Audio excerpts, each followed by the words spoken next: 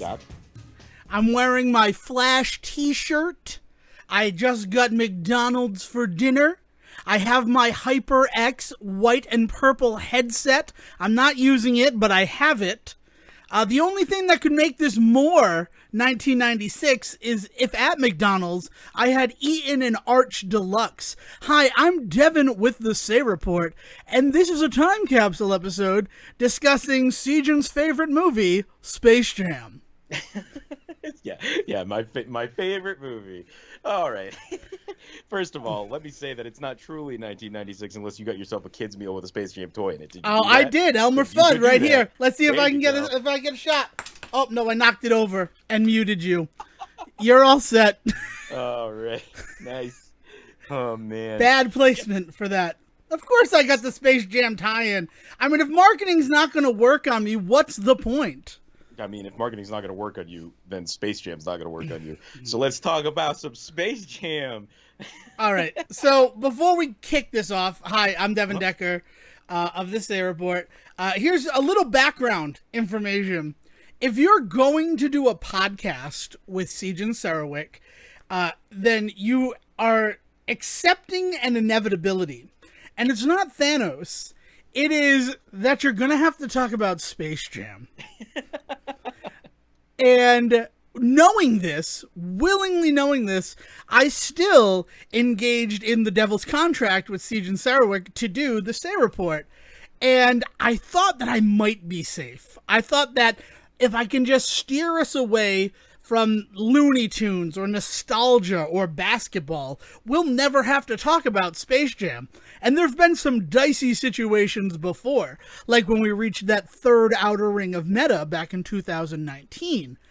But goddamn Warner Brothers thought, hey, let's make a new Space Jam movie to celebrate the 25th anniversary of the original Space Jam movie. And I can't escape it. But using some crafty behind-the-scenes magic and Sejohn suggesting it, we've decided that we're going to smash Space Jam and Space Jam: A New Legacy together into a time capsule episode. So I don't know when you're listening to this, but you're listening to it, and we're talking about Space Jam. Sejohn, I think that's everything I wanted to get off my chest in this beginning.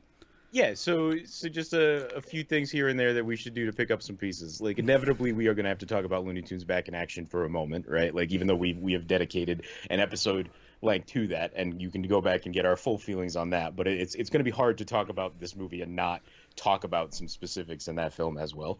A couple of other things.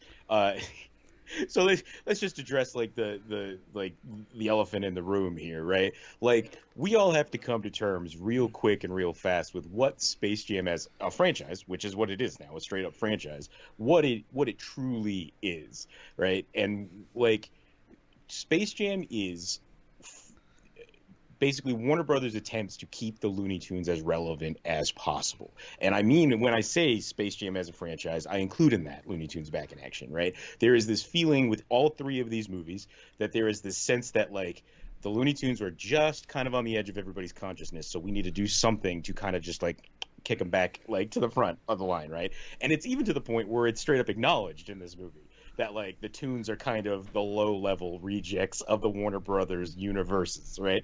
So there is some sense here that these movies are only being made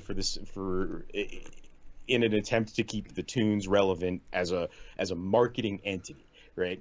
And we can say the same thing about Disney in the ways in which it revisits a bunch of its stuff, right? In order to keep the copyrights, in order to keep the marketing going, in order to keep the zeitgeist going on certain franchises, they will do these live action remakes. They will do weird DVD sequels. They will do television shows and things like that in order to keep the ball rolling. There is no Make no mistake. There's no part of me that does not look at the Space Jam entity and not see it for, like, the marketing tool that it is, right? And I think that is where you kind of start to see the separation, the lines drawn amongst the people, even back with the first one, even with Back in Action, even with this one, between the people that are willing to just accept that and enjoy themselves and cannot get past that. And both are legitimate criticism, like to call these just like marketing like slot films, like that's totally fair. And I cannot there's nothing that I'm gonna say today that's gonna make like click the like that's gonna click the light bulb on for you, that's gonna make you realize, oh, I've been mistaken this whole time. Michael Jordan should have gotten an Oscar in '96. Like, that's not gonna happen. That's not what this is. This is not me sitting here for the next hour and a half defending these movies in some way. It's more saying that I don't think these movies need to be defended. Like, you're like, these movies are a thing, and to that point, they're a thing that you either get to acknowledge and enjoy and be a part of, or they're a thing that, to be entirely honest, you can ignore, because I bet you, just like the last Space Jam, in about a year we're all going to just kind of move on from this, and it'll be a joke that gets referred to on this podcast from time to time. I mean, yeah, no, I think the joke that will be referred to on this podcast from time to time is release the Snyder cut of Space Jam, a joke that the internet already jumped on this past weekend. The movie has only been out at the time of recording for 3 days. Yeah. And people have already jumped on release the Snyder cut memes. And I'm all there for that. Yeah, also, I'd like to see a Snyder cut of this movie, because I got some questions. I mean, let me also do this, say history with these films, like, really quick, just to kind of get things really going here. Like, you joke about like trying to stay away from these movies, but you legit had, right? Like, you had not seen Space Jam, or you saw Space Jam once, but like had not revisited it since Space Jam since '96 in theaters. Mm-hmm. And honestly, what I took away from that movie for most of my life was an R. Kelly song. Not even a very good R. Kelly song. But, like, that was my takeaway from Space Jam. So to Space Jam, the original's credit, I took away from that movie more of a desire, I won't say an actual knowledge of, but more of a desire to know what was going on in the NBA than before, which was part of the point of that movie, right? So, like, there was a few things going on with the first Space Jam movie when it came out. First of all, Looney Tunes needed to kind of come back in a big way, and so the Looney Tunes were looking for the Warner Brothers was looking for a movie to put the tunes in, right? And then on top of that, Jordan was looking for something to make some money. There was some stuff going on. I won't go into too much speculation, but there's plenty of stuff out there about the supposed financial woes that he was in regarding things like illegal gambling on his own games and things like that. It's why he had. So this is where it kind of gets sticky, and I want to make sure that this is all alleged. Let me put it that way, so that anything that I say from this point on may not necessarily be true, but it's pretty much the accepted understanding of what was going on in Michael Jordan's life in the late '90s. He got caught gambling on his own games, and so it was given a year or two suspension from the NBA. But NBA, not wanting to completely lose track of him, basically made a deal with Major League Baseball to let him play baseball for a couple of years in the interim, so that people were still like on that Jordan run, so that when he came back, which is what he did, he would come back with a fucking bang. Tied up in that is this deal that he also at somewhere along the line was going to make a movie. There was going to be something to keep him kind of going while the NBA couldn't have him, because at the time the NBA was getting a lot of side eye from people who were like, why the fuck is Michael Jordan still being allowed to play with the amount of illegal shit that we know? Like, there's more than enough evidence of A, B, and C. But rather than hold him accountable for it, they gave him a 2-year suspension, and then they were like, you go learn your lesson and cool off at home. Also, we're going to make sure that we do everything we can to make sure people keep paying attention to you for 2 years, because we don't want to lose this heat. So that's where Space Jam kind of gets born out of, is Warner Brothers needs something that they can do with the tunes. NBA needs something they can do with Michael Jordan. So they came together in this amalgamation, this hell child that was Space Jam, that we all know and love as this movie from 1996 that we think is like the saving grace of animated live action cinema. And there's a lot of things in it that are just, from a movie making perspective, unforgivable. There is no real stakes in the first movie. Things just happen. Watch Space Jam again. Anybody out there that's like, I don't want to watch the new one. It's a plight on the fucking the legacy that was the original. Go back and watch that movie. Shit just happens because it's convenient. I mean, the fact that Wayne Knight's character is able to literally dig himself to Toontown is just the most convenient plot exposition ever. How does Bill Murray show up? I assume he just jumps into the hole that Wayne Knight dug, I guess. Oh, no, Bill Murray shows up because he knows the Teamster and he got a ride from him. Yeah, that's exactly the exact line. Daffy Duck is the Sejohn in that moment. He goes, "How the fuck you get here, Bill Murray?" Exactly. And Bill Murray goes, "Oh, I'm friends with Bill on the And then team. He gave me a ride." Daffy Duck looks at the camera and literally is just like, "Well, that's just the way it is, huh? We're just gonna deal with it. Okay, fine." Like he literally mugs the camera in that point. And well, so that's one of the beautiful things about it, though, is why it happens to latch onto people and why people actually end up enjoying this thing that otherwise should have just gone to shit. There is a charm to that movie that saves it at every fucking step, whether it's Bill Murray and his goofy ass umbrella hat yelling at Larry Bird on a golf course, whether it's Daffy and Bugs having this on-screen presence for the first time ever. For me, I can't besides seeing Bugs Bunny show up for a couple of moments in Who Framed Roger Rabbit, I don't know another time I saw Bugs Bunny on the big screen, right? Like, and so like, you know, I'm saying this despite the fact that like Looney Tunes used to play on big screens back in like the 50s, 60s, like that's where things got started. But like as a child for me, right? And so like there was this element to that movie that saves it at every fault. And even Michael Jordan, who is there's no other word for it. He's horrendous in that movie. He does not act in that film.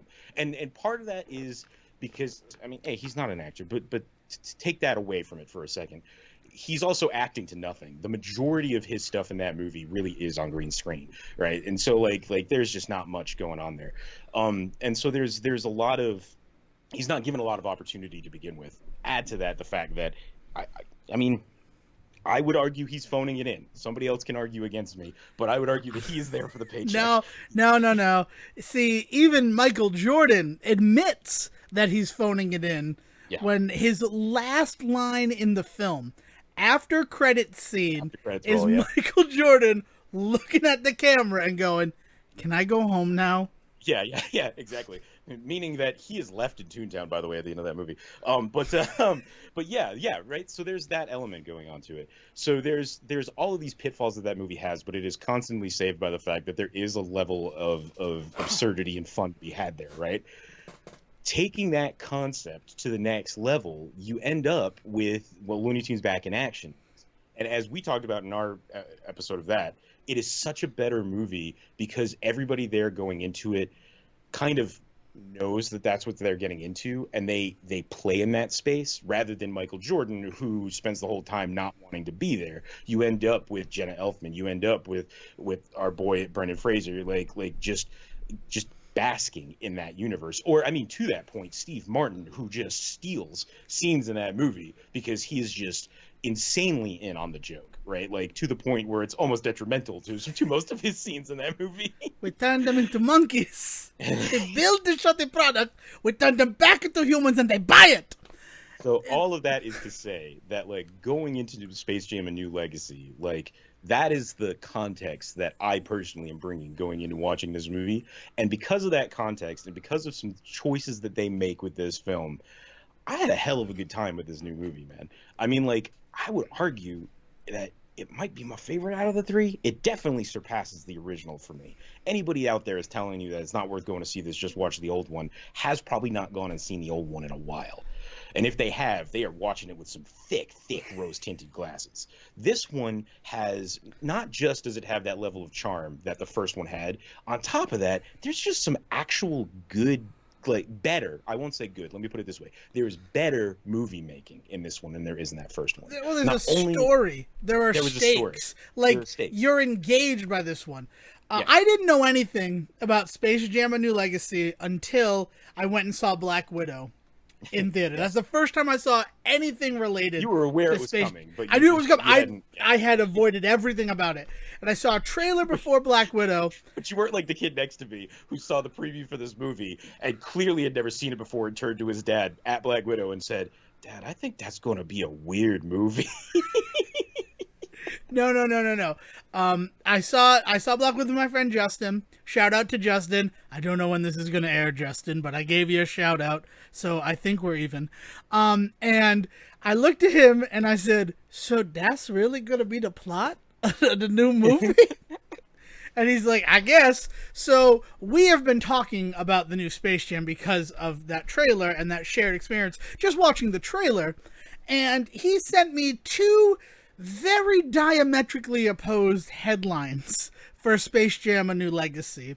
The one from the New York Times called it an abomination, and the one from Variety said that it dunks on the original. And then his comment was, I think I know which news source I'm going to trust more going forward. And I said, well, I gotta be honest with you, Justin. The film can be an abomination while still dunking on the original. And that, my friends, is exactly what Space Jam: A New Legacy is. It is if Dr. Frankenstein had been like, why does my perfect subject of man need 2 arms? Why not 47 arms? And just the 1 leg? Is an abomination. It is a fast-pitched, sickly sweet fever dream, and it is better than the original. I think that if it weren't for the existence of the original, people would actually be having a better time with this movie. I think that really the one hang-up that everybody seems to have with this is we've done this already, right? And there's people that either fall in the camp of we've done this already, and this is not new. This isn't creative enough for me. There's that element to it. But then there's the people that are like, we did this already. I don't need this movie. And that's unfair. I think on its own, this is a hell of a fun, like family silly ass adventure film. Like LeBron James playing basketball with the Looney Tunes against and seeing all of these weird references to other Warner Brothers things going on throughout the entire time. I mean, like, it's on the level of like the Lego movie for me. Like it's that kind of level of just like silliness. We all kind of knew what we were getting into. We know this is one big commercial, so let's enjoy it. They straight up reference like the capitalistic intent of scenes in this movie. Like, they call themselves out in moments. Like, there's just I hesitate to straight up call it an abomination. I don't think it is that. I think it is a much better movie than it honestly has any need to be or right to be in a lot of ways. But from that, like, I find myself in this weird position because, as I said, I'm not here to like defend this movie. I think you have a pretty clear indication of whether or not you're going to enjoy this film going into it or not. I think that's more than anything what it is. This is a movie that wears itself on its sleeve. So like, there's nothing that you're going to get from this movie that's too unexpected. Although I will say that I disagree. I disagree. Okay, well, hold on. So what I was going to say, one of the things that really kind of got me was like, I knew that they were, so for the amount of talk there had been about how it's one big commercial for Warner Brothers properties, there was not as much of that as I thought there was going to be, but there was also more to it than I thought there was going to be. Like, the CGIing the tunes into old movies and stuff like that actually really caught me. Like, I didn't know we were going there, and that was really fun. And it's only a couple of seconds here or there. And then with Granny, it straight up becomes a plot point for her, right? But there's like, so there's like that kind of thing going on for it that kind of got me. But other than that, like, you should keep in mind, Dev, that whatever you're about to say, as somebody that's been following this movie too closely, like, I will admit, too closely, I was not surprised by anything that I saw, but maybe somebody that maybe didn't know what they were getting into feels differently. Okay, so you gave me such a good place where I wanted to jump off of. I wanted to go back to we've done this before, and honestly, yeah. I am still going to go back there. I can get back to what surprised me about this film, about A New Legacy and all that, but I want to go back to we've done this before. And specifically, we, the Say Report, have done this before when we talked about Looney Tunes Back in Action. Mm-hmm. And one of the ways that I prepared for this episode that we're recording now was to re-listen to that episode to try to see where my headspace was 2 years ago when I watched Back in Action. Yeah. And one of the big things about it that I do want to bring forward is that you were insistent that Back in Action and Space Jam exist in separate universes, specifically because of how the tunes are treated. That in Space Jam, they live in an underground, separate world, where in Back in Action, they're like a living, breathing part of Hollywood, very much in the vein of Who Framed Roger Rabbit. Okay. And I disagreed with that, specifically on the fact that it's revealed at the end of Back in Action that everything is a movie being made. So I always kind of took it to mean that after the success of the Space Jam event, the tunes came up from underground on the back of Michael Jordan and now are established in Hollywood and making this Muppet Movies-esque caper that is back in action. Yeah. Now that I have seen Space Jam: A New Legacy, I'm kind of convinced that all three of these movies exist in their own weird pocket spaces of the Warner Brothers serververse. And I don't know how I feel about that. I mean, I think that I definitely land, and I'd have to re-listen to figure out my exact wording and reasoning on some stuff. But I mean, like the Muppet scenario, the Muppet analogy makes perfect sense for me. To me on this, like these are known characters that we feel like have relationships outside of these movies that are not these movies. These movies are not a look into the actual Looniverse so much as they are just stories that the Tunes have come together to tell, a la the Muppets, right? But just like the Muppets, there are one or two of their movies that if you watch, there's definitely more of a biographical sense to them than there is with the other ones. Great Muppet Caper, probably not considered a biographical film in any sense for the Muppets, but the Muppet movie, definitely there is that hugely biographical sense to that film, right? Right. But there still is that reveal at the end of that movie that it's just a movie that they're making, right? Like there's. Well, I mean, it's revealed in the beginning that they're there to watch the movie that they've made. Right. Like, I mean, we can get into some detailed conversations about the Muppets and Brecht if you really want to, but I don't. No. I don't. It's not important. But to that, yeah, the way the tunes work, I think is kind of in that same way. I'm not. I mean, like Space Jam definitely felt like a movie that the Looney Tunes made, whereas Back in Action felt like it was much more of an no, I'm getting that backwards. Yeah, the Looney Tunes Back in Action feels like it is much more of a movie that they were making because of the fact that like you see characters like Yosemite Sam and stuff like that out in the real world, right? Like they're characters already out there, right? Versus Space Jam where this is supposed to be Toontown, and I say Toontown, that's what is the name of their Toonville? Toon World. Toon World, yeah. So there's this sense that like this is their home and Michael Jordan has come to it and they're about to get, the only stakes in that movie is that they might be taken off into slavery on this alien planet. So you have to kind of buy into the fact that this world has to be real. There's never a moment where that illusion breaks, right? Whereas in this one, it's a whole other thing, right? It's fucking wild. Like the way that it plays with your concepts of levels, of like meta levels, is insane. Yeah, but that's why I mean, the big thing for me, the reason why I feel like this is three different Bugs Bunnies, but maybe he's like the Fallen from Transformers, and he exists in all universes. And he is the same person in all universes, except Bugs Bunny's not on fire. Bugs Bunny has a different voice actor in all three of these films. Yeah. And if it weren't Billy West in the first Space Jam, I don't think it would be such a big sticking point for me.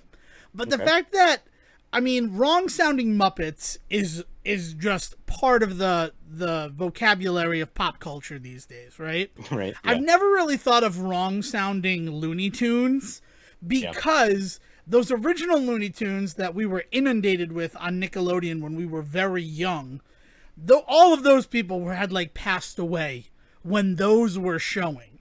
So it was never really like we're picking it up where we left off. It was always we're rebooting these characters.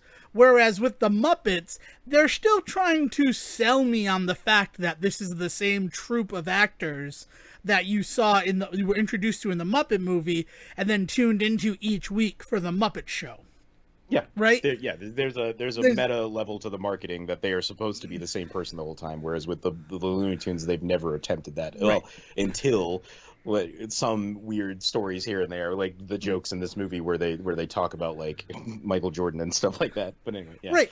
But they talk it's so weird though, because Bug says that sounds a little familiar, the whole idea of you're an NBA star and we're going to fight aliens, we're going to fight an evil force in a basketball game. That sounds familiar. And then also LeBron James has to teach them how to play basketball again. So it makes me feel like these Looney Tunes, specifically the ones that live in the WB serververse, which we still haven't even talked about that fact, they've never played basketball before. These are not the ones who are in Space Jam. somehow, when they were uploaded to the serververse, they decided not to use the Space Jam version. I don't. Yeah, I don't know. I guess I kind of like I didn't put so this is where the line starts to be Yeah, drawn, right? Like this idea that like you either know that this is a movie that's going to just do its own thing and you just are along for the ride and you have to accept that, right, or not. And like in a weird way it's I don't want this to become a conversation about like kids movies can do whatever the fuck they want because they're kids movies, because that's not what I want. That I don't believe that either. But there is this sense that like this is what people mean when they say those kinds of things, is they mean like like this is a movie that presupposes that the person in the audience is 7 years old, and so they don't have that connection to that first Space Jam, so it's not a question to them with why they can't play basketball again. I will say that the second you said they can't play basketball again, like they have to be retaught, is I was like, well, they make it a point to talk about how Lola's really the only true basketball player out of all of them, and that's true because she was straight up introduced for Space Jam. Still, I think the best thing to come out of this whole franchise, by the way. Oh But yeah. Well, sort of. I have weird thoughts about Lola Bunny, in the fact that her character in the Space Jam films is very much a distinct type of character. But then every other time that they've put Lola Bunny into the Looney Tunes like cartoons mythos, Yeah. she really feels like they just copy pasted Babs Bunny, which is so strange to me.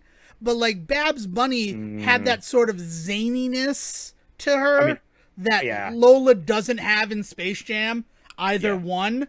But then like there are times where I'm like, oh, Lola Bunny's in this cartoon, and I'm like, oh, but she's acting like Babs Bunny, and that's strange to me because Yeah. Babs Bunny came first, and then they needed a leading lady for Bugs, to quote Jenna Elfman in the future, for Space Jam, so they create Lola Bunny, and an entire generation of furries come to find out with the outroar around Space Jam: A New Legacy. And then when it comes time to fold her into the universe, they're like, well, Babs Bunny already exists. We could just kind of make her that. Yeah. And maybe people won't notice.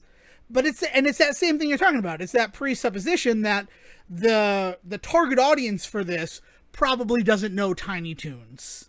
No, no. Well, and on top of that, they know like what they can do is by introducing Lola Bunny to a new audience is they can sell you not only toys for the new show, but they can also like when you see a Space Jam shirt from 20 years previously, you're just like, oh yeah, like Lola Bunny. I love Lola Bunny. I know because I watch her on this new show. Having never seen Space Jam, again, I'm a 10-year-old kid. What I wasn't around for it. But there's so there's definitely like some questionability about like the characterization, and because she is a new character for this universe, her character is the only one that has that issue because everybody else is pretty well established as a character, right? Like Right. there's no question that Bugs Bunny is going to behave a certain way because Bugs Bunny has behaved that way now for 60 years, right? Um, More for than sure. that, but see, Right, but to my point, right? yeah. Like the idea is that he's been around so long. So then, yeah. So Lola Bunny is really interesting in this franchise. But as I said, like I still think that like the introduction of her in the first movie still like pretty like amazingly progressive at the time.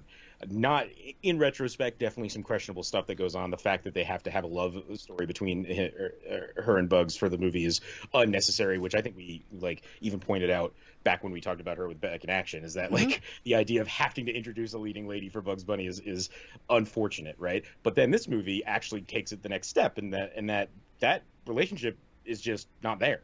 I mean, like, they're still very good friends, and he clearly has a level of respect for her when he points out that she's the only one that knows how to play basketball and they need her, and he wants her there to be part of the family. Like, so it's not that their relationship is non-existent, it's just not nearly as overtly, like, I mean, sexual, I guess is the word for it. Like there's no love between them so much as there is a familial like need to just have a friend nearby in this movie.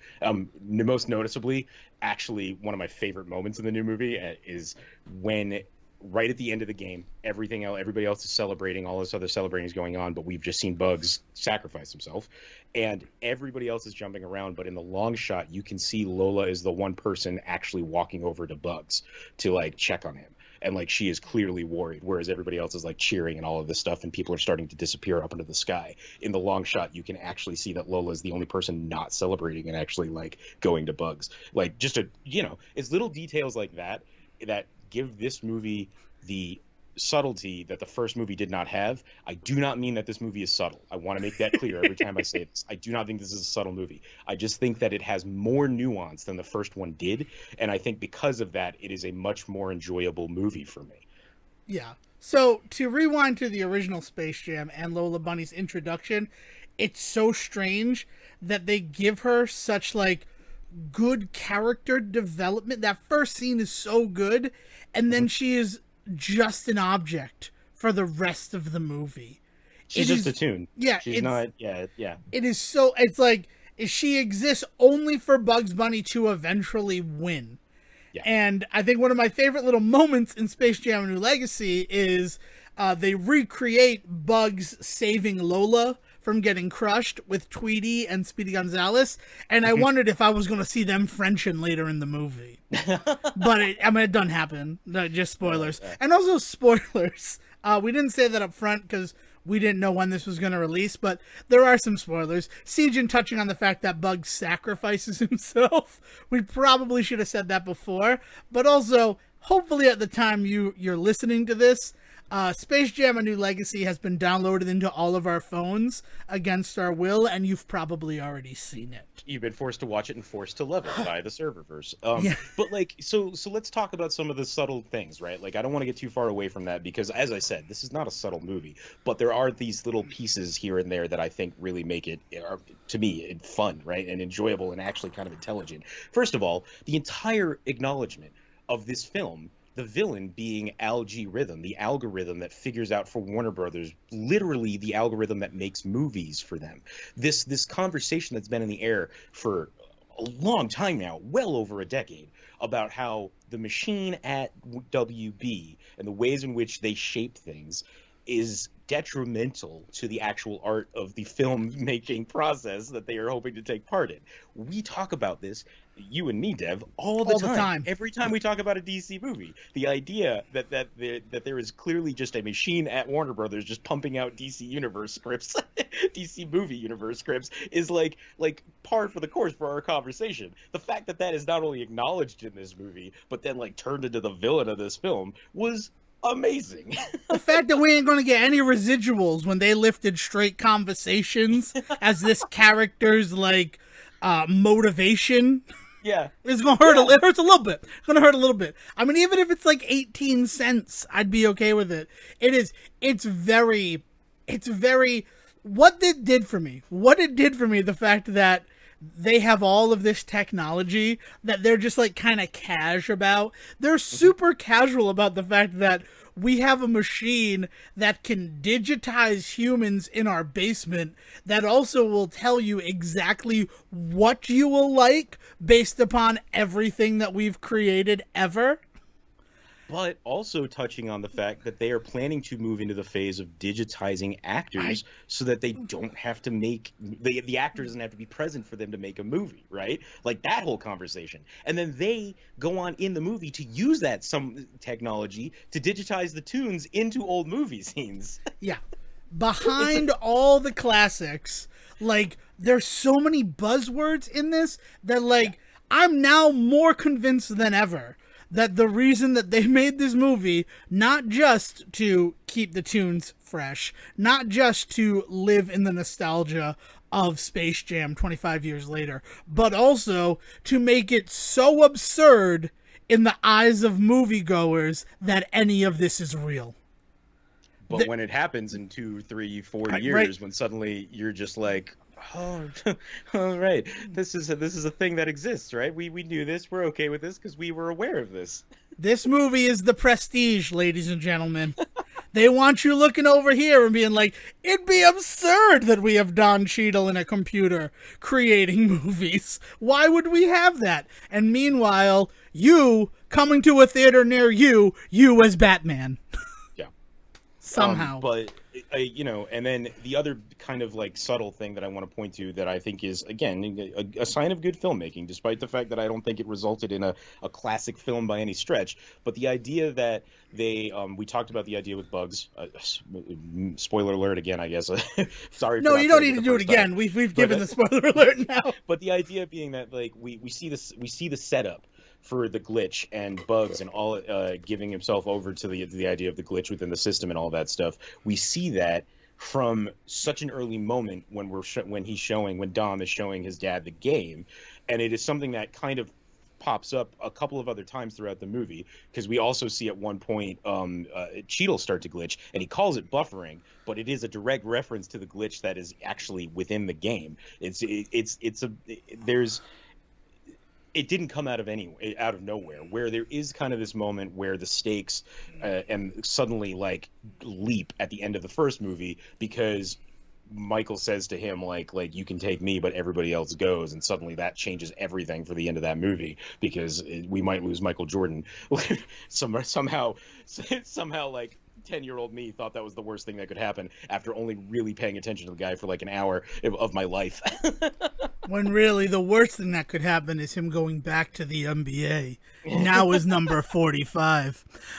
Oh, ouch. But yeah, so like little things like that really work throughout.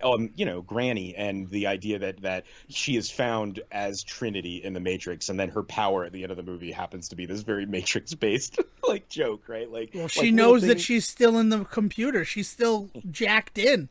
She hadn't gone back to the Nebuchadnezzar, so she can do whatever she wants. You know, I really appreciate as a movie watcher the kind of care put into moments like that show that somebody behind this movie really cared about making this movie. And I mean, like, we can't deny the fact that this is a movie made by Ryan Coogler, right? Like, I mean, he's definitely on there. He didn't direct it, but he's part of the creative team. I mean, to the point where Michael B. Jordan shows up, and you have to think to yourself, they got it. This was a call from Ryan, right? No, Like, this is a call. No. What that was so they could say Michael Jordan's going to be in this movie. Because a bunch of times it is still on the IMDb trivia site that Michael Jordan will show up in this movie. And it's just like, as a spoiler, and they're not technically wrong. I think it's the other way around. I think that those rumors are going around forever, because you'd be stupid to not start that rumor. They're making a new Space Jam, and it's going to have LeBron in it, but Michael's going to show up for a second. And then what happens is that Ryan Coogler has access to Michael B. Jordan, and he's like, it'd be a good joke. It'd be a good joke. If we had Michael B. Jordan show up, everybody keeps talking about Michael Jordan being it. Let's call it Michael B. and have him show up instead. So like that's what I mean. It's like I can imagine that kind of shit going on in a writer's room for this movie. And it shows that there is a level of people making this film that are aware of what they're making and still having a good time, which is. I don't care how bad your movie is. At the end of the day, if everyone there is aware of what you're doing and having a grand old time doing it, I'm going to enjoy your movie. And that's always been the case for us. Yeah. The biggest thing to consider when looking at Space Jam and Space Jam: A New Legacy is everybody is there to be there in Space Jam: A New Legacy. Nobody is there against their will. Everybody is there, and everybody is giving their all to create Space Jam: A New Legacy. And it's why it's the better, if not the best film in this weird little trilogy of live action meets the Looney Tunes films. Mm-hmm. And just like the first Space Jam, just to call out some solid numbers, the first Space Jam kind of tanked with critics. I think it sat at a 16% on Rotten Tomatoes last time I checked, whereas with audiences, it was in the high 70s.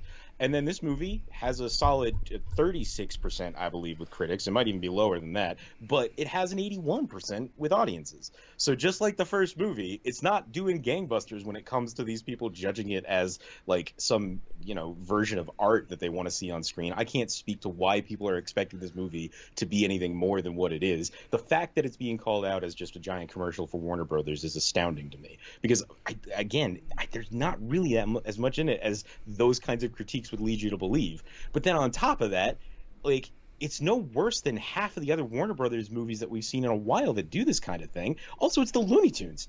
Like, I mean, the first movie, and again, the first movie didn't do well either with critics, but like to call this one worse than the first because of the ways in which it references too many movies and like movies that are maybe not for kids and things like that. The first movie has a straight up Pulp Fiction joke in the middle of it.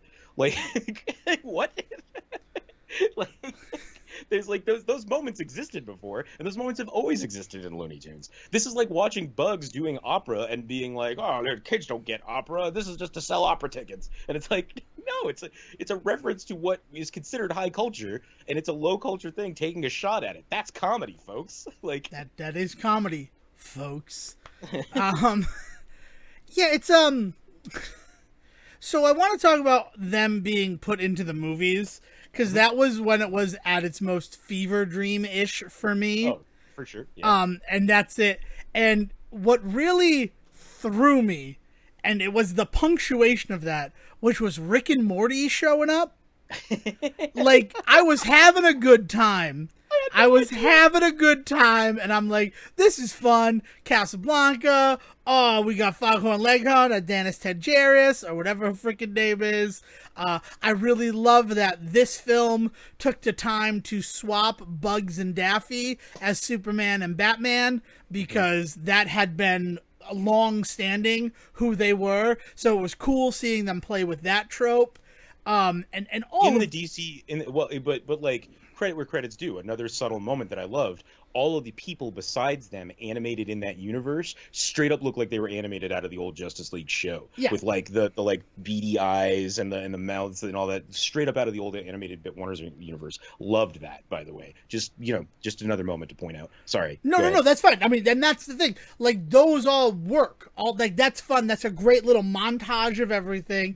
And then here's Rick and Morty throwing the Tasmanian Devil. Rick Sanchez not knowing what the Tasmanian Devil is, which that right there was strange, because that feels out of character for that particular character. Smartest man in the serververse. But that was the thing where I'm just like, oh yeah, I'm watching a movie. Like, what the hell? It was such a weird whiplash moment, and it was great that they showed up, but it was a weird whiplash moment. Oh, it's weird. Yeah, like, no, it's one of those moments that dares you to, like, still be invested. Like, this is a movie that challenges you to still be invested as a viewer. Basically, that is them putting their foot down and being like, you're either in on this joke or you're out of this movie. It was such a moment. Like, okay, that's what this is. And because I was down for everything else, and everything else was like, it was that fun sort of, this is what we've always done with the Looney Tunes thing, right? Yeah. Like, how many Daffy Duck cartoons put him into classic movies? But the whole thing is animated. Tracy and things like that. Yeah, like, yeah, for sure. And like, for me, in that montage, the one that actually kind of like really hit home, like hit me in that kind of similar way, I should say, was Mad Max. I mean, like, a beautiful moment with Wiley in Mad Max, but also what I really loved about that one in particular was the reference to, is it Little Joe? What's the dude's name? I'm not going to be able to pull this. Oh well, he is so far removed. But it's one of the freaking cowboy guys that we couldn't think of the name of in our back in action episode. Exactly, because he plays one of Yosemite Sam's heavies in Back in Action. Little Joe, not Little Joe. That's the boxer's name. Joe is the boxer's name. Okay. Is Gorgeous Joe. But one of those dudes just randomly in the background as one of the guys tied to the front of one of the cars. So it's not just Wiley in this universe. This idea that there's other tunes there, it was amazing. I just like little stuff, but also extremely insanely like questionable. Like, makes you sit there as an audience member being like, what have they been doing for the last 10 years, 25 years, if we're going to say that this is that Back in Action isn't included in this verse, right? Yeah, like it is. I mean, the fact of the matter is, the original idea for Back in Action, Joe Dante's original vision, sets the stage for how these cameos act in New Legacy. There's no way that it can be ignored from the conversation. I just don't know if it's the same Bugs Bunny in all three movies. Yeah, no, I mean, it is a question, and it's a head scratcher, and again, one that this movie doesn't care. They don't care about it. No, they don't care about that. They care that we put the Gremlins in there because Joe Dante directed Back in Action. Because why we don't need the Gremlins to have an extended sequence when everybody's showing up at Toon World for the ultimate game. Yeah. But they do, and I'm just like, that was for Joe Dante, and I don't know if he would be happy or sad about it, considering his feelings about the first Space Jam.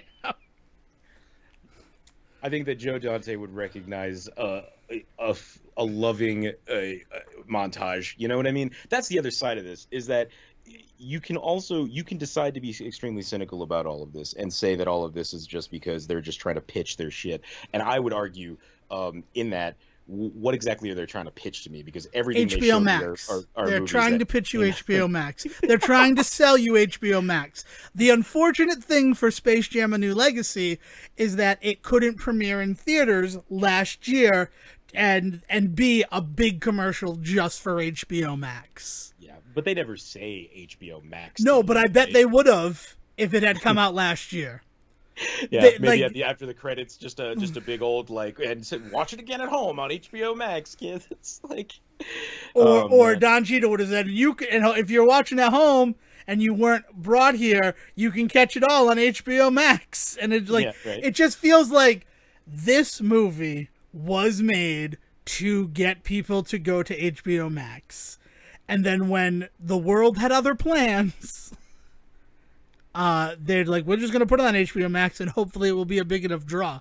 This feels like the HBO Max seller right now. Like, you had Wonder Woman last year, right, to try to get people there.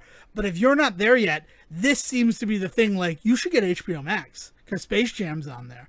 I've seen those commercials. I haven't seen commercials for, hey, do you want to see Jared Leto be a weird creep? You should get HBO Max. Yeah. Yeah, man. But the other option that you have, right, is that you can also look at this and say that what the Looney Tunes has always been has just been a celebration of Warner Brothers, full stop. Mm-hmm. They have always just been a thing that would love to dive into Warner Brothers history, movies, even to the point where there are jokes about Bugs Bunny being superimposed into pictures of old animators animating him and being there for contract signings and jokes like that. This is not a new idea that Warner Brothers IPs are going to share the screen with the Looney Tunes in order to kind of drum up that nostalgic love in you of Warner Brothers film and of the Warner Brothers universe, Looniverse, that whole, all of this is to act like this is some weird thing for Warner Brothers to attempt to do, and how dare they do this, is just such an odd concept to me, because this is not anything that they haven't done before. I don't know. I think where you ask the question, the reason why it becomes a discussion topic, right, is it's something that Warner Brothers has always done. There's a reason why it's the DC extended universe and not something like the MCU. It's not the DC cinematic universe, but the extended universe, because they are always willing to show you some reference or something that exists that they also own, right? Mm-hmm. But where I think people become wary and people become cynical is that presupposition that thank you for that word. That's just so much fun to say right now in my post McDonald glow. Is that this is for children. So it has that sort of sliminess, that skeeziness that they're trying to indoctrinate the children in a way. Won't somebody think of the children?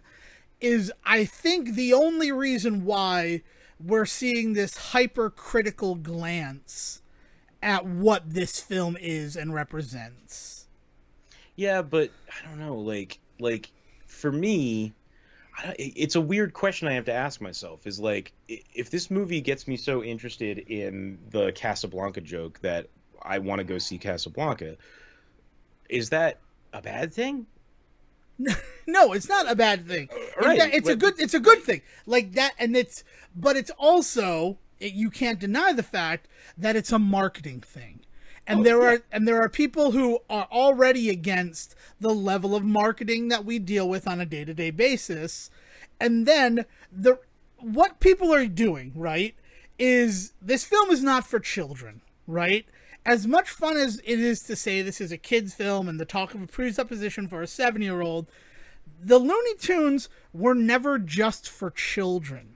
Oh, yeah. But somewhere along the line, and I have to feel like it kind of has to do with the Mickey Mouse and the Mickey Mouse Club and all of that, where like Disney characters specifically targeted children, that Warner Brothers was like, what do we have? What do we have that is Mickey Mouse? And we have these old Looney Tunes cartoons.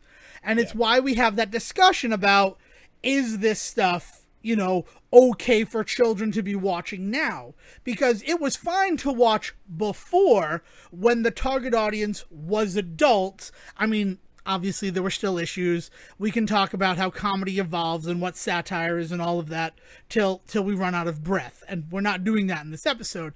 But the question of, is this all right for children, is, like, on one level, based on that fact, should kids be seeing this, but also, should we be exposing them to kind of outdated comedy? And the way that they brush that away is, well, they're not going to care. They're just going to laugh at the funny talking animals. Mm. And that's what they do, and that's what hopefully happens. But then, the adults who are watching, they see the Droogs from Clockwork Orange and go, well, of course they would be rooting for the Goon Squad. They're literal rapists. I couldn't spot them, by the way. Oh, dude, all over. They're everywhere. Like, to the fact that my mother was like, it's those guys from Clockwork Orange. I'm surprised Pepe isn't with them. And I'm like, that was good, Ma. That was solid. That would have been a joke. See? That would have been a great joke to be the Snyder Cut now. Yeah. But so I guess here's my thing is, if it was a commercial, it is a commercial. It's a commercial. No ifs, ands, or buts. If it was a commercial for Coca-Cola, if it was a commercial for cigarettes, right? If the idea was that it was an actual, factual, physical product that kids had to go out and spend money on in order to take it in, and the consumption of it or overconsumption of it. Some will argue with me when I say that soda's bad for kids, but you have to at least admit that too much soda is bad for kids, right? But the overconsumption of a product can actually like physically hurt them, right? If that sort of stuff is what's being sold, I'm right there with you. Like, no, like the idea that it's a 2-hour long commercial for Pepsi doesn't work for me. Like, that's not my bag.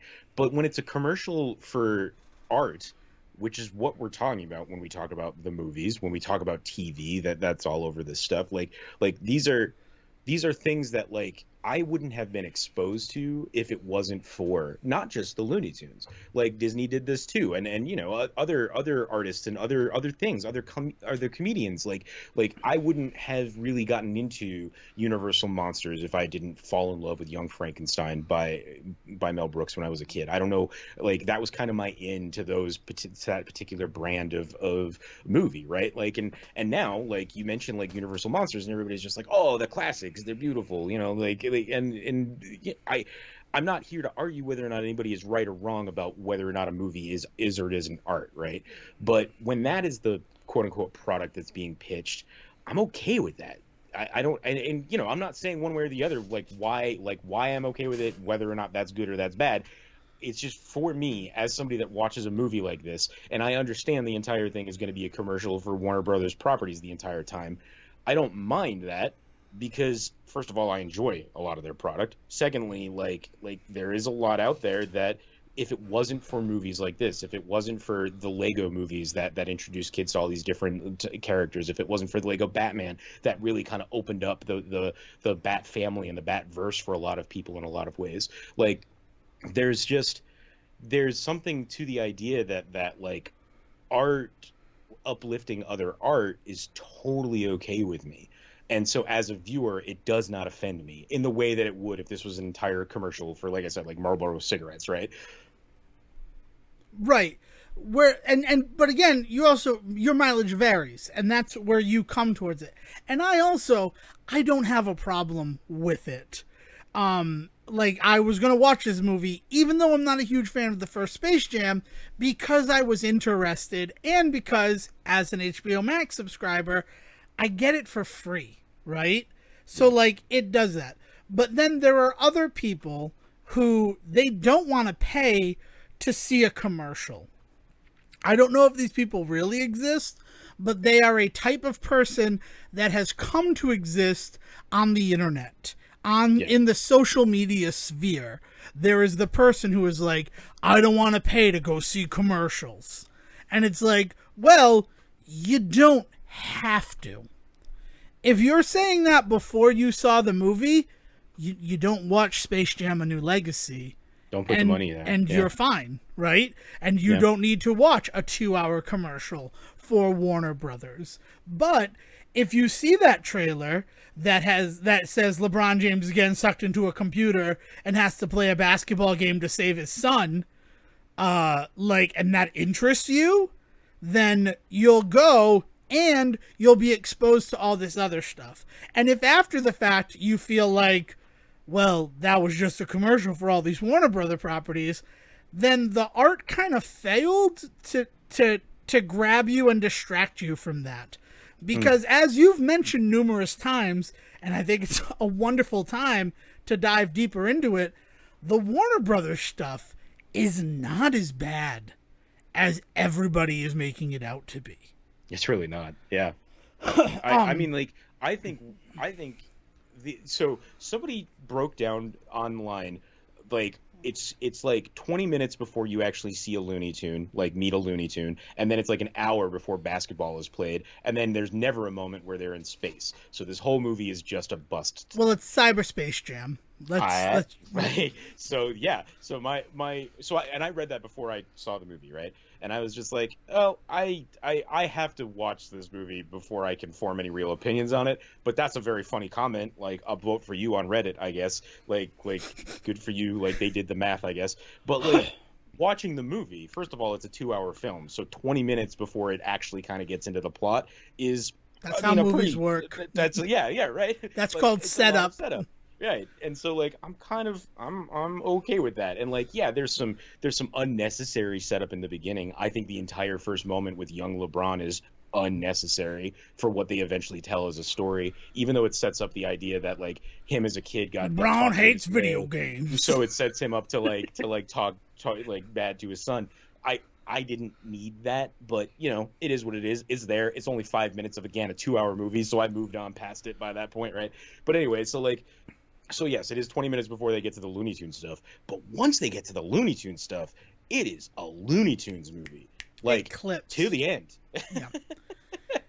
Right? And then the idea that they don't play basketball for like an hour, like, I'm okay because they actually never truly play basketball. And again, the first movie really made me more interested in the NBA because it has, in addition to being this whole movie with Michael Jordan, the other thing is it has this really weird B plot with these 5 other NBA superstars losing their abilities and them like going through like this like crisis of like faith in themselves and in humanity because they've lost their power to play basketball.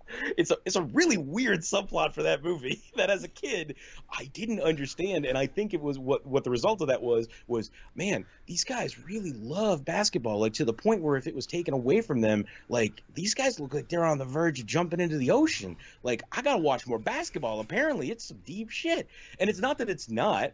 It's that I came to realize that that's exactly the story the NBA wanted me to feel by the end of that movie, right? Like, you want to talk about a commercial. Like, the first movie is nothing but a commercial for, please keep watching the NBA. We know Michael Jordan's not playing right now, but please keep watching. We promise he'll be back. We don't have Michael Jordan, but we got Charles Barkley, Patrick Ewing, Bugsy Malone, and 2 other guys. Including a dopey white guy. Oh, man. There's just, yeah, so there's none of that. That fat is cut from this movie. And like, it's just, I'm not here because I want to know more about the NBA. Yes, LeBron James as a basketball star brings a certain element to this. Yes, basketball presents a very understandable competitive element to the storyline. But then like, they openly admit that it's not real basketball from like the first second it's played. Yeah, it's dom ball. named after Dominic James, LeBron James' son in the movie. And Maybe real son in real life is named Dominic. I don't think I don't so. know. Yeah, I don't. Yeah. I struggle to believe that LeBron James is a big old family man. But that's just because I don't know anything about LeBron James. I don't know. Like I won't say here nor there about either him nor Michael Jordan. I will say it's really weird, like watching these movies now as an adult and realizing that's not his actual family on screen.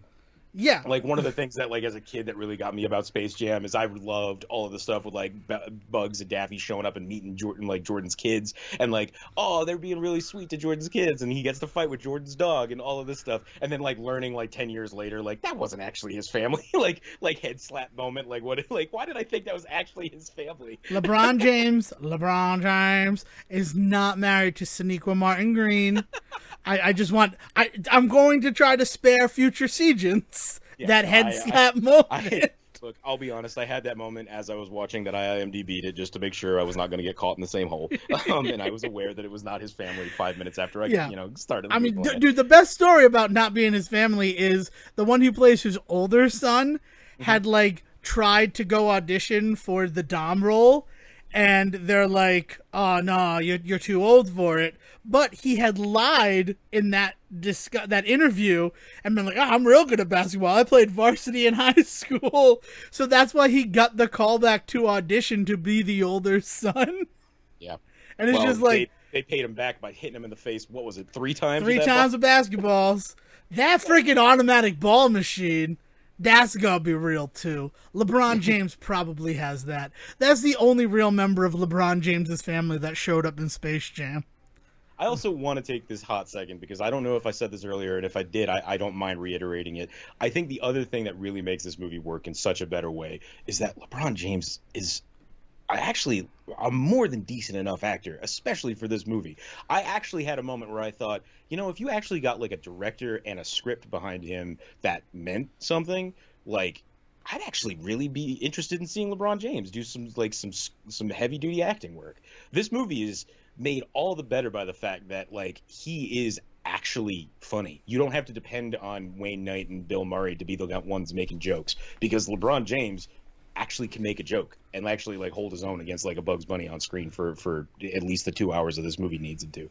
So like there's just some good stuff in there from him, especially like as he gets really into the tune stuff. Yeah, he also wants to be there. I cannot stress to you how different it is when he meets Bugs Bunny and he's like, "Bugs Bunny!" and he hugs him. Like, Michael Jordan wasn't touching Bugs Bunny at all. I'm not going near that. I was going to say, I mean, and talking about that, right, I'm going to use that to unfortunately transition to a weird thing about this movie that I don't know. And that's LeBron James. He's acted before, right? And the one that I have most recently on the top of my mind is Smallfoot, where he was the voice of Gwami. Mm-hmm. And, he's friends with Michi, who's voiced by Zendaya, and Zendaya is the voice of Lola Bunny in Space Jam: A New Legacy. And that's fine. Like, all that's good and good. But what is weird to me, and what I don't understand, and I can't find it, because I don't know where you get information about voice acting or anything like that, is Kath Soucie was the voice of Lola Bunny for the original Space Jam, and apparently she recorded all of the voice lines for Lola Bunny in Space Jam: A New Legacy. Oh, that is weird. So I want to know, like, why Zendaya replaced her. Yeah, and if she still gets paid for doing that, like, yeah, I mean, she gets paid for her time. I can answer that question. Okay, she good. Definitely gets paid for her time, but what she then loses out on is anything that might have been in her contract about future money, like residuals and things like that. Yeah, if she even had that, because notoriously voice actors and actresses, especially actresses, are just treated like crap when it comes to contracts and things like that. But so if she even had that stuff in there, so man. That is really weird. I will say that it's not too unusual to have multiple voice tracks, especially when you're doing some stuff that like somebody like LeBron James, I can imagine him saying, I need somebody to work off of. Yeah. So like she records all the lines pre-hand and then he just records off of her lines given to him in his ear, like, and things like that. So like it might just be that she had only been contracted for that kind of work and she never expected to be in the movie, and it's I don't know. But then you don't get news. someone like Kath Soucie, who is an established voice actor who did the first one. It would be like some intern who'd then be like, read these lines. It'd be like the guy who was on set for Underdog. I know him. His name was Mike Licicero. And and he was all like, I'm playing Underdog. And I'm like, we're playing Underdog on set. You ain't Jason Lee, buddy. Oh, James Gunn's brother there, who famously always plays Rocket on set for Sean for Gunn. Well, yeah, Sean Gunn, who always puts on a green screen suit and crawls around on his arms and legs to on his knees. I mean, so that people could talk to him like Rocket's there. That's man, that is surprising news, and that is a little disappointing. I'd be kind of probably sad to find out whatever that story truly is. I mean, like, I hope that, like, it's not some weird I mean, it's probably Algae Rhythm's choice. You're not wrong about that.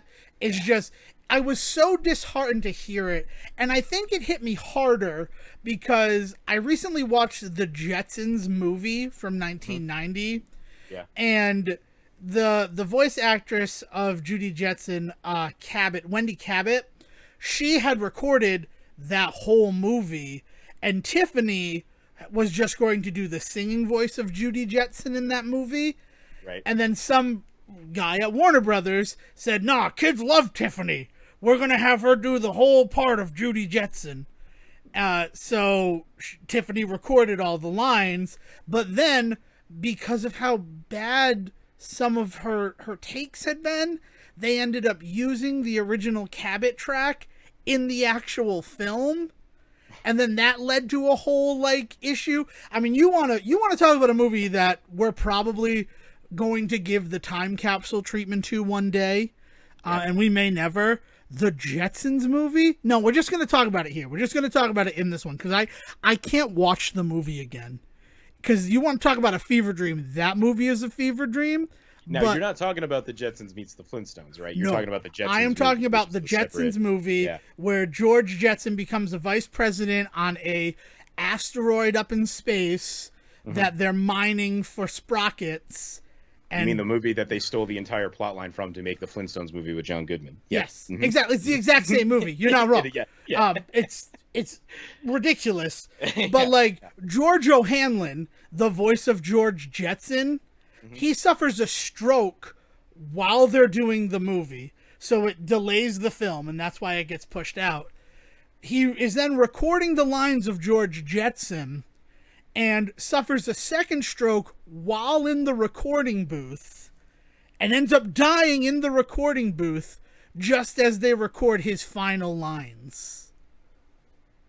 And then the movie is still released. And the movie's haunted going forward. Like, and it's just like, and also it's Mel Blanc doing the voice of Spacely, and he dies right around the same time. I told you, the movie gets cursed. The movie is, it's just incredibly strange thing. And then, like, seeing the movie and being like, this movie's crazy. This is like, oh my God, how is this a movie? Why would you release it, guys? Like, you need to look at the whole of it. But then finding out about, you know, Wendy Cabot and the whole Judy Jetson thing, and then thinking like, well, that was the 90s, and this movie was plagued with frickin' setbacks, right? Left, right, center. But then to hear that the Space Jam New Legacy sort of did that same thing, like, I mean, it really weird perspective. Yeah, I will say that what that speaks to me more than anything is that voice acting still has miles to go in terms of the rights of the artist. And like I said, like, voice actresses very famously, infamously, have been mistreated for as long as the industry has existed, in terms of contracts, in terms of not just abuses in terms of just like how they're treated by coworkers and stuff, but like by what they're expected to put in for time. I mean, we're talking like 80-hour work week type shit. It's nuts. Like the ways that voice actors have been treated in movies and video games and television is unfathomable. And so an animated movie like this, like, the fact that it has a little stink on it is sad to hear, but also not surprising. Which sucks to say. I mean, it was just one of those strange things where, like, Zendaya, like, no one I knew that Zendaya was going to be the voice of Lola Bunny. I found out in that trailer, right? And Zendaya as Lola. And I saw a bunch of stuff from the premiere with Zendaya and the red carpet, and Yeah. she had like Lola on her face mask or something like that. So it was like pretty obvious who she was there representing. And I'm just like, so was this used to sell kids on seeing the movie because they love Zendaya? Or like it just hit me in this really strange way. And Yeah. I think you nailed it when you said that sounds like a machine decision. Yeah. Because you're not wrong. It does. It sounds like last minute there. But then also it's kind of like it puts this weird stink on it because I dig the fact that it's LeBron James and Zendaya working together again after Smallfoot. Yeah, well, Like, and it's Zendaya doing another really good, like really interesting, kind of out of character for Warner Brothers female animated role, right? yeah, Like they're getting there. They're the last 5-6 years, they've done some really good positive things with representation in their animation. I mean, even to the point where we haven't talked about it, but Speedy Gonzalez showing up in this movie played perfectly, like serviceably, amazingly well, honestly, by Gabriel Iglesias. yeah. He's the fact that Speedy was even there was a surprise to me. We had a conversation not a week ago about the absence of Pepe Le Pew and him, and even Pepe Le Pew even gets a little bit of a shout out when the first two places that LeBron goes when he enters Toon World is Paris and Mexico. Well, vague Mexican town. Yeah. But like, so there's even some like hint of those characters here, right? And the fact that they don't ever really mention Pepe Le Pew kind of gives you the ability as a viewer to say, well, he was just off somewhere in the Toon, making movies somewhere. We just didn't see him. I mean, On the planet that they didn't want to go to because God knows how gross that planet was. it ruined everything for me. I mean, the only sad thing about it is the leaked footage and marketing items representing Penelope Pussycat, that she was fully going to be a member of the Toon Squad in this film, and she was going to have a plot point. They were going to try to give her that same zhuzhing up of a character, like a female character, the way that they give Granny more agency in this one, where she was just a cheerleader in the first film. In A New Legacy, she's actually playing. And then, Lola Bunny trying to fix some of those. I'm upset that because of the stink of Pepe Le Pew, Penelope Pussycat also gets removed from this film and doesn't get her moment to shine. I will say, I mean, like, this is a reason, not an excuse. I'm not Yeah. excusing the absence of a female character for this reason. But the idea that with all of the shit that has literally been flung at them since the introduction of this film, and the idea that Pepe Le Pew was not going to be anywhere near it, which was pretty obvious from the get-go and the right call, to then bring in that character and raise them up would have made her and the film a target for a lot of that nastiness that I honestly have kind of heard die down in the arguments about whether or not this movie is a shill or not, right? Like, so I think that they made a decision to not do that because they didn't want the movie to be targeted, but on top of that, it would have been a lot of unfair targeting of a female character, and God knows whatever voice actress played that character. That I kind of am happy that we don't have to see that. And again, that's not fair. Like, there should be there should be a female character in the movie. They should be safe from this kind of shit. This should not be a conversation. And I acknowledge that, but I have to admit that that's my first thought when you say that they decided to not put that character in this movie is, well, I mean, somebody somewhere made the call, like, if we do this, here's what'll happen, and somebody said, we're not going to let that happen, and just pull the plug on it. Yeah. It's another one of those, we're talking about just like some of the stink on this film. This film that people are levying all these complaints about because they think it's a commercial, and then just some of the other like things that do exist that are kind of more legitimate and speak to the bigger issues related to creating art in 2021. Yeah. That, one that's been going on since the beginning, the whole voice acting thing. But then what you said, this like, you give these people on the internet a target and they're going to take it. And it's awful. It's awful. That you're not wrong. Penelope Pussycat would have been treated terribly if she had made it, but Pepe hadn't. And it just is sad. Yeah. No, I mean it's a movie that was already going to be fighting an uphill battle. Anybody that thought that releasing this movie it was just going to come out to just praise and love and nothing else would have been fooling themselves. And this includes like fans of the new movie. Anybody out there that saw this movie and enjoyed it, know that I am with you, and know that anybody out there that didn't enjoy it, that was going to happen. I hope to God that you did not tell yourself that this movie was going to be so good that it was going to overcome any of that nonsense, because that's just not the way that it works anymore. Like, right, like Warner Brothers is a machine making movies. This movie, thankfully, acknowledges that enough for me that I'm okay with its existence, right? And I think that we have to be, as movie watchers, better prepared, not just now for the movie, but for the inevitable conversations around that movie, if we want to enjoy a movie anymore. And that sucks. Again, it's another thing that we shouldn't have to do. We should be able to see a thing and enjoy it and not have to worry that everyone around us is then going to be talking shit about it for the next 6 months. I don't like that the fact that we live in a world where that is reality for some people is so unfortunate. Like, I know that there are people around me that are worried to talk about movies, not to me, thankfully, because they know that I'm the kind of person that will always engage in a conversation with them about a movie. Even if I didn't like it, I'm still willing to sit there and talk for you for 3 hours about it over a beer, right? Like, let's do it. Let's talk about the stuff in it. I at least, there's always going to be something I enjoy, right? Like, I've said that before, but there is definitely spaces where that's not true anymore, and maybe it's always been that way, but it's just something that's extremely noticeable now with the internet and things like that people are afraid to talk about the things they like, and that sucks. And this movie is really interesting to me in terms of the ways in which the internet is really having this ongoing conversation of these people that are sick of staying silent when they like a thing, and these people that can never stay silent about anything coming up against each other. There are people that really enjoy this movie and are trying their best to be like, it's a fun time. It's not, it's not Casablanca, despite the fact that they reference it in this movie. It's never going to be at that level. But that's okay. You can still just love a thing. And the people out there that are just refusing to budge on this stance of just like, if it's not going to be the best movie ever made, I don't want to see it. It's like, okay, Well, then calm down. then you're not going to watch anything, right? Right, If you're only waiting for the best, then you have a boring life ahead of you. Yeah. Because some of my favorite memories are related to, I'm not going to say the worst things that I've seen, but certainly not the best things that I've seen. Looking at you, Brother Solomon, still can't believe we haven't done something with that film. That movie, so definitive to us. So you want to talk, like, if you're doing a podcast with Sejohn and Sarawik, inevitably you're going to do a Space Jam episode.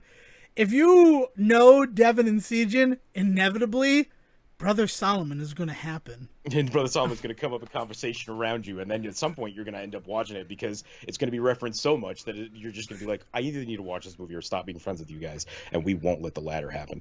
Yeah. but yeah. Sorry, go ahead. No, you're right. It's just that simple fact, and it's just, yeah, you're not wrong. And I mean, this Space Jam: A New Legacy, we haven't even talked about what it's about. And the surprising part, I put a pin on what surprised me. It wasn't the whole Tron of it all, right? To quote my mother, oh, it's Tron, which I really loved that she said that as we were watching the film. It was the actual video game part of it. Like, that came from nowhere for me. Yeah. Yeah. Like, it really just felt like it was really heavily leaning into the machine of it all. And the machine was going to be like, 25 years ago, people love seeing the Looney Tunes play basketball with a famous NBA star. So we're doing that. Again. Yeah. For the money. And for some reason, I'm Don Cheadle. Yeah, but the video game thing it's a double-edged sword for me. Like, on the one hand, it provides a really cool, like, plot point for everything that happens. I love how it's not just his son's a nerd and so he doesn't relate to him. Now his son is gone and now he has to fight for him. It is like ingrained in the story that no, like his son is doing something amazing and great to the point where it almost becomes world ending, and it is because his father's not paying attention to him that it's going off the rails. And so like there's this idea that they need to come together, and he needs to learn to appreciate what his son is doing. But also his son's not bad at basketball. That's never implied. It's never implied that his son is a terrible basketball player. It's just implied that he cares more about this thing over basketball. I like that aspect to it. I really like that the ending to it, like, and him coming around and bringing him to the E3 stuff. I love all of that stuff. It really gets dangerously close to that line of like if you're into video games, you can't be into basketball. And like I said, they thankfully never say that. In fact, quite the opposite. They kind of imply that that's not the thing there. And it's just, I think what it is it's the old nerd in me worried that like that's what the new school of thought is going to land on, when what I should learn is that no, the new school knows better than me. There are many aspects in which they have surpassed me in these fields, and one of them is you can like basketball and still be really good at programming a video game. Yeah, I mean, I think that's the thing that I would love. If people were to take away one lesson from Space Jam: A New Legacy, I'd like it to be you can like many different things. And the bigger thing, speaking to that, is, and it kind of goes against the story with, like, if you don't focus on basketball, LeBron James, you will never be LeBron James. LeBron James. But is one of those situations where LeBron James is a huge, like, nerd in this film, and I love it. I absolutely love it. When he's like, Harry Potter world, I'm a Hufflepuff. I knew it. Like, he has a love for stuff outside of basketball. And I really wish that people would understand that you can like many different things. And also, you don't have to be defined by the things that you like. Or by just one thing that you like, right? Like, I mean, it kind of goes to my point earlier about how this is so not it's not about basketball, and quite the opposite. It's about the idea that LeBron James focused so hard on just basketball that yes, he became the king and he became tops, but at what cost? He no longer has the ability to have any fun on the court. He no longer has the ability to connect with his kid. So there's this weird kind of element to it that's almost kind of anti-NBA in a way, in the ways in which it says, like, if you make this your whole life, yeah, you could be tops, you could be the best, but you're going to lose that element that makes it worth it. And I think what's really interesting about that for me is that, like, again, I don't pay attention to the NBA. So if that is the direction that the NBA is moving in as a corporation, that would be a huge like turn from what it was in the 90s, where the idea was dedicate yourself to this and you can pull yourself out of any situation. This is the thing that makes or breaks a man, is that you become an NBA star by focusing on this thing, and then you become so good that you surpass the NBA and you become somebody like a Michael Jordan who can do anything. You become somebody like a Dennis Rodman who can do more than just be on the court. And in fact, basketball becomes secondary to him only because he's been so good at it he can blow it off. There's this, I don't know the word for it, bravado. There was this kind of, it's like machismo, but it's that's the perfect centered into basketball. I mean, and one of the big issues with that, one of the reasons why the NBA like swiveled and pivoted to that being their messaging was the documentary Hoop Dreams.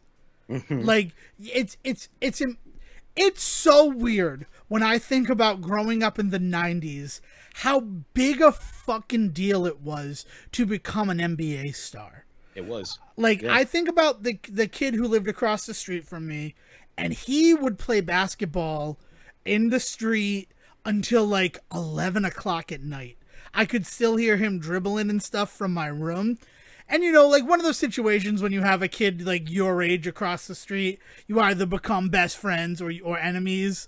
Like, we started as friends and then we gradually became enemies, but not like for any negative reason, just the fact that he's like, you don't care about basketball as much as I care about basketball.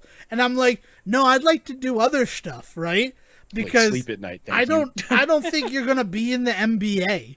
I don't think that you like, and it's not for lack of trying. I just think that is an impossible thing to do. And if you from freaking Coventry, Rhode Island are able to do it, that'd be great. But like, I'm going to enjoy my life I'm not like, and then he goes off to Bishop Hendrickson, and I remember playing on intramural basketball team, right? Mm-hmm. And we went undefeated the whole regular season, and we would go on to win the championship. But then our last game before the playoffs started, we lost. And like, there were guys on the squad who like broke down in heavy fucking tears because we lost this one intramural game. I'm never going to get into the NBA. Like, they had indoctrinated an entire generation to believe that if you're not the best, you won't get into the NBA. Completely ignoring that even if you are the best, that doesn't mean you're going to get into the NBA. That doesn't guarantee anything like, either, right? Like, it was... Yeah, well, it's born from that idea that in the 90s, we were always told you had to be planning for that next step, right? You had to be planning to go to college. And if you weren't going to college, you better be doing something immediately that was going to make you some bank. And so for a lot of kids, that became sports, right? That idea of the kid that was just the best in football. And like, it becomes the horror story of the 90s. You're the quarterback for the team. You're guaranteed an NFL spot in the draft next year. And then boom, what happens the night of prom? You get into a car accident, you break your leg, and your whole life is ruined. That becomes a trope in storytelling. That becomes a fear, a legitimate fear for kids our age, is that, you know, like, don't drink and drive because you don't want to screw up your chances of being the next great hockey player. Like that kind of shit becomes like so ingrained in us. And the NBA is so bombastic in the 90s. The guys that are coming out of the NBA and becoming the superstars are so over the top, and they are so... It's highly entwined with what's going on with hip hop in the 90s too, and stuff like that, right? And movies. This idea that it's just over the top. And so, like I said, it was so refreshing in this to see LeBron James being this guy that has achieved that. And then the lesson he needs to learn is actually to dial it back. That was awesome. Yeah. I mean, the line, he needs a dad, not a coach, that hits, and it really speaks to it. Weirdly, like, this film weirdly focuses on a problem that I think that we've grown away from in terms of the world. Like, if that was the message in the original Space Jam, what a fucking message that would have been. Yeah, I mean, right? The NBA would have been pissed as fuck if a movie was like, sports are not the end all be all, right, because kids are buying jerseys because I can't believe Nike sneakers are selling because if I don't have Nikes, I'm not going to make it to the NBA. Like, what this did for me was put me back into this mindset of the 1990s that, like, I never really considered, but then, like, it kind of helped me to better understand those people who, like, I don't like sports, and, like, why that made them feel like such outcasts when they were younger. Yeah. Like, I would have never got it, because it's not that, like, I love sports. I mean, I love hockey. I fucking love hockey. You're not going to take that away from me. But, like, I played sports, and I was never upset about playing sports until it wasn't fun for me anymore. Yeah. So, like, I was never going to understand that. But also, I was never one of these people who thought, I'm going to make it to one of these professional things. Try to be a casual fan of any sport, and you're going to realize real quick that it doesn't work. People, I mean, even that's where I think you find it falling nowadays, is it's impossible to go to a bar on a game night and say that you're rooting for the Patriots, and then somebody starts just quizzing you about everything about the Patriots, and if you can't answer every question, suddenly you're not there for the game. Like, that's the kind of attitude, at least out here, that I mean, I get that at like family events out here. I go and like there's kids that are half my age that are just like super into this shit, and like and when I mention that I'm from New England, I get the stink eye first because the Patriots are the biggest cheaters in the world, to the point where there is a straight up Belichick reference in this movie, by the way. Did you catch it? Yeah. Yeah, I was like, oh, okay, fair play, turnabout's fair play. but like there's that element, and then on top of that, there's also this idea that if you're a casual, that you're not real, right? Like, I mean, people wonder where like the video gaming capital G gamer came from, and it's really just the next evolution of sports fans. Yeah, I was going to say, I mean, that exists in that. Like, I really liked the new Tomb Raider game. Oh, did you play the one on PlayStation? No, I got in on the reboot series. Right. You're not a fan, you filthy casual. And it's just like, oh, cool. I can like what I liked, guys. Yeah. Yeah. Like, I don't need your approval. And hopefully a movie like this coming out now and people seeing it, largest captive audience was an interesting usage of words by Al G. Rhythm in this film. Yeah. Considering, you know, everything. And at the recording of this, that there are new cases in every state in America, that the numbers are going back up again. I don't want to repeat the absurdity of the phrase a pandemic of the unvaccinated, but like, yes, that's what pandemics generally are. Head of the CDC, like, but there's a very no, there's I know a pointed reason behind that use, though. Yeah. Like, I get that it's a dumb statement, but it kind of is supposed to be a dumb statement, right? I know it's just one of those. It is absurd. It's absurd, but then also using it to focus in on something. 5 NBA players are affected in 1996's Space Jam, and they shut down the entire league. Yeah. The world is affected by COVID. Basketball continues in a bubble. So that was something. That was just... It's weird watching this through 2021 lenses going back to 1996.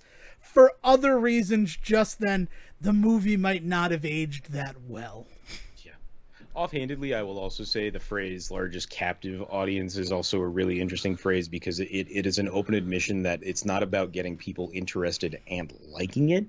It's just about getting eyeballs on it. Yeah. Which in 2021 says something, right? Like, I think we've stepped away a bit, and I've said this before, but I think we've stepped away a bit from the idea of hate watching a thing, but I think it still exists in the world, right? Like, there's definitely people out there that are going to watch a thing just so that they can be included in the conversation, whether they like it or not, is I definitely think part of it. But I think there's also something to the idea of like you're saying, like the idea that, you know, for the last 2 years, we have literally kind of been stuck in a space where there's nothing to do but watch. There's just, I really like that phrase, whether they meant everything that we're gleaning from it or not. I think it really actually is a really interesting phrase to unpack. Yeah, no, I mean, that's exactly what it is. It's just an interesting, and I don't know if that was there when this movie came out last year. That was probably an HBO Max reference right there.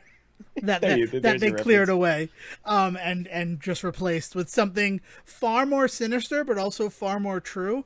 I mean, just what we were talking about, the fact that, like, if you don't know everything about a film, if you can't say, I saw the movie, then nobody wants to hear what you have to say. So even if it's not a matter of hate watching something, if you want to be part of the conversation, or you fear you're going to be part of the conversation, you feel an obligation to watch it so that, like, you can participate in life, which is gross. I hate that I just said those words. Love or hate the phrase, though. FOMO is an actual thing that people feel, right? Oh, yeah. I mean, I get it. I felt FOMO for something. I don't remember what the FOMO is real I said recently. I don't remember what I was talking about, because that's, like, so not a word that I would use. Yeah. And maybe I was being, like, pointing at somebody else when I said it, but, like, I use those words, and it's like, fear of missing out is certainly something that has become real and more real in the wake of the pandemic that we lived through and are currently engaged in still, somehow. Not somehow, we know how, but I don't want to get into that in this fun Space Jam episode. I have a question for you. I have 2 questions for you. And one is just, we should talk about it because I'm curious. And then the other, I think, is going to wrap it up. Have we done a movie that featured Sarah Silverman before? We have. We did Evolution. I answered my own question because she was weirdly dating... Who was she dating? Was she dating... Sean William Scott. Sean William Scott? And now she's dating the police officer? Or was she just, like, kind of casually sleeping with David Duchovny's character? It was weird seeing Sarah Silverman in a movie and being like, have we ever talked about a movie that featured Sarah Silverman? No, yeah, I mean, like, yeah, I don't know if we've ever gotten into a deep dive about her or anything like that. I mean, like, I always get really happy when Sarah Silverman shows up in a thing. I think that she is one of those character actors that will play any role, and whenever she does, she's just a blast to just see there. Like, I liked her in this a lot. I think that she was, for the 5 minutes she was there, a little disappointed that they dared to put Steve Ewan in front of me and then only showed him for that 2 seconds. Well, my question is, are they actually executives at Warner Brothers? Yeah, Like right. they're They might actually some be weird producers. like Yeah. producer thing. Yeah. But no, it was nice I, to see I you. think they're the kind of people that show up when you put the call out and say we're making a new Space Jam, and everybody's just on board, right? Like people will just show up for that. I mean, what's his name? That played the commentator there, Little Ray J, right? Isn't that his Little name? Ray, yeah. Little Ray, yeah, Little Ray J. Lil Ray. But like, see, Lil like Rel, somebody Lil like Rel, that. Lil Rel's his name. Little Rel. Yeah. It shows how like You said international Ray I J, am. and I'm like, I what? know. No, that's Lil Rel. But you know, like you get somebody like that shows up because all it takes is saying we're making a new Space Jam. LeBron James is on board as our lead, as our heavy, right? And then suddenly everybody's like knocking on the door to be in it somewhere. And so like, I love that kind of shit. I'm really happy about that. I was gonna say though, the thing about Sarah Silverman makes me think I love all of the real world Warner Brothers sets that they have in this movie, even down to the fake stuff, the server room and stuff like that. But like the boardroom where they show him the movie, I thought it was really cool seeing the Marvin the Martian and Dot stuff and a couple of other characters. I think there was a gremlin and stuff like that in the display cases behind him and things like that. In her office, the Aquaman poster and the Joker poster. Joker Yeah. poster was the other one. Like stuff like that. Like the and that's why, like, when people talk about this being an ad for Warner Brothers, like, that's the kind of stuff that I feel like they're focusing on. And when I see that, I don't see that stuff as, like, advertisement for. I get that it puts the idea in my head. I get the idea now is that I'm talking about Aquaman on a podcast, and now somebody out there is going to go, oh, Aquaman, I should watch that movie again. Like, I get that that's how this, like, viral crap works. And so that is what this is. So I can't sit here and say that it's not at all marketing. But, like, I don't think that it's marketing done maliciously. And you know, maybe this is the American capitalist in me that like needs to die. It's like that little piece of me that needs to go. But like that's this society, that's this country, that's this system.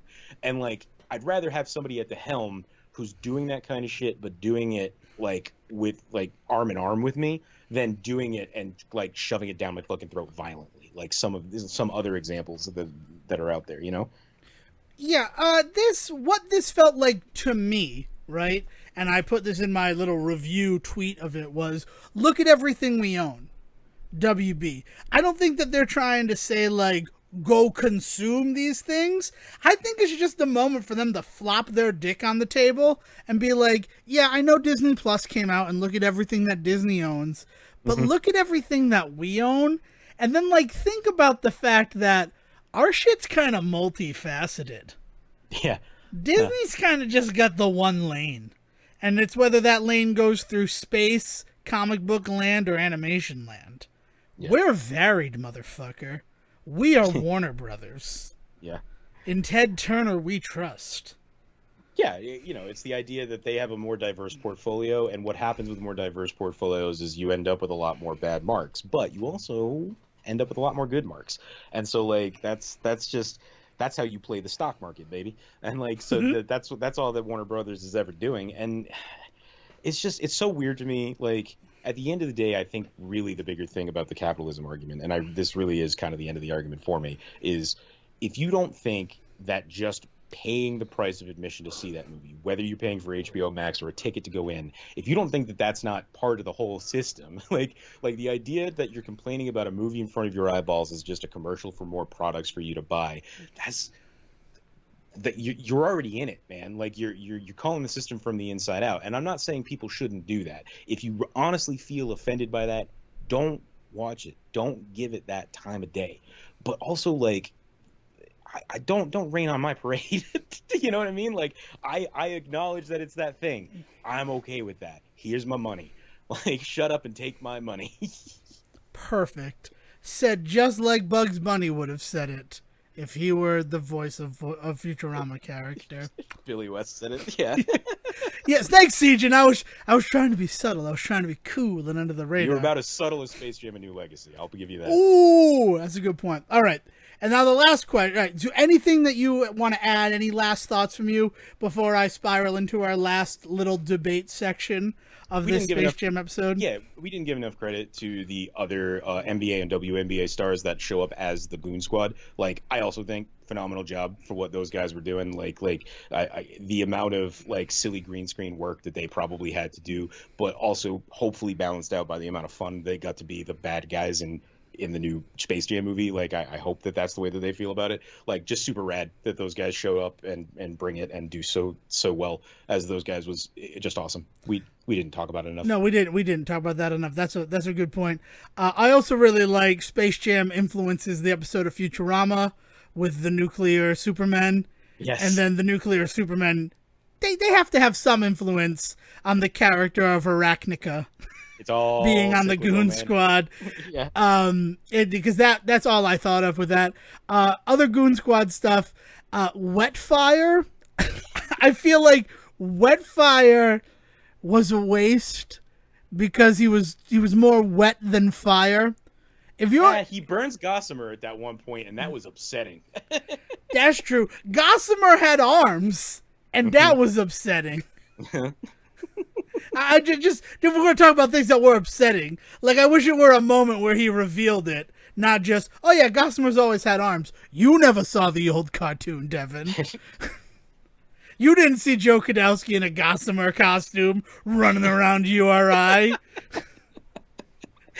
You didn't have to walk him down the stairs of Jay's studio.